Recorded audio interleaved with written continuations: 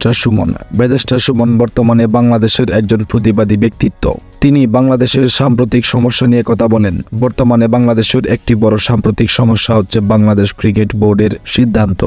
বাংলাদেশের ক্রিকেট বোর্ডের এই সমস্যাগুলো তার চোখে পড়াতে তিনি এই বিষয়টি নিয়ে সোশ্যাল মিডিয়ায় একটি বক্তব্য দিয়েছেন, যে বক্তব্যটি রাতারাতি ভাইরাল। তিনি তার বক্তব্যে বলেছেন, বাংলাদেশ ক্রিকেট বোর্ড হচ্ছে বর্তমানে নির্লজ্জ, তাদের কোনো লজ্জা শরম নেই। বাংলাদেশে একমাত্র নির্লজ্জ একটি বোর্ড হচ্ছে বাংলাদেশ ক্রিকেট বোর্ড।